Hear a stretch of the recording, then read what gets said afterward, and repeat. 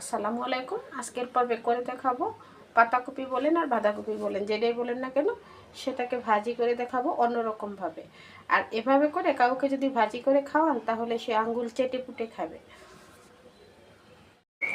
সামান্য একটু লবণ দিয়ে শুধু পাতাকপিটাকে আমি একটু সেদ্ধ করে নিব, হালকা সেদ্ধ করব। আর পাতাকপিটা খুব ভালো করে ধুয়ে নিয়ে পরিষ্কার করে নিয়েছি।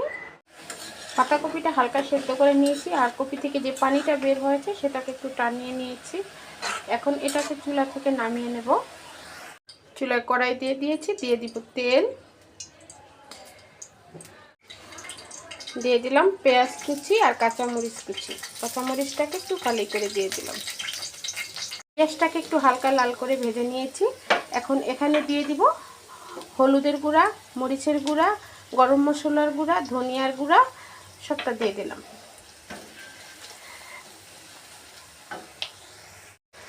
আর এখানে সামান্য পরিমাণে একটু আদা রসুন বাটা দিয়ে দিব, দিয়ে মশলাটাকে একটু ভালো করে কষিয়ে নেব।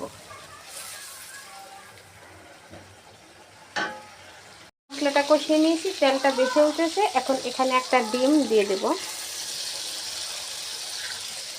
ডিমটা দিয়ে ডিমটাকে মশলার সাথে খুব ভালো করে একটু নেড়ে চেড়ে কষিয়ে নেব। এখন ভাজা ভাজা হয়ে গেছে। এখন আগে থেকে সেদ্ধ করে রাখা বাঁধাকপিটা দিয়ে দেব, দিয়ে মশলার সাথে খুব ভালো করে মিশিয়ে নিয়ে এটাকে ভাজা ভাজা করে নেব। আর এখানে লবণটা চেক করে নেবেন, যেহেতু আমি সেদ্ধ করার সময় লবণটা দিয়েছি। পাতাকপিটা ভাজা হয়ে গেছে। এখন এখানে আমি ধনিয়া পাতা কুচি দিয়ে দেবো, একটু বেশি পরিমাণে ধনিয়া পাতা কুচি দিব, এতে করে খেতে ভালো লাগবে। ধনিয়া পাতা কুচিটা দিয়ে একটু নাড়াচাড়া করে নামিয়ে নিব। তবে একটু বেশি ভাজা ভাজা করে নামাবেন, যাতে বাঁধাকপিতে কোনো পরিমাণ পানি বা ঝোল না থাকে, তাহলে খেতে ভালো লাগবে। এভাবে করে একবার রান্না করে খেয়ে দেখবেন যে বাঁধাকপির এভাবে ভাজিটা করলে আপনার ওই দিন আর কিছু রান্না করা লাগবে না, এমনিতেই এক প্লেট ভাত খাওয়া যায় এভাবে করে বাঁধাকপিটা ভাজি করলে। তো অনেকভাবে ভাজি করে খেয়ে দেখেছেন, এভাবে করে একবার ভাজি করে খেয়ে দেখবেন। এভাবে করে ভাজি করলে এক প্লেট ভাত এমনিতেই খাওয়া যাবে, তার সাথে আর অন্য কিছু লাগবে না।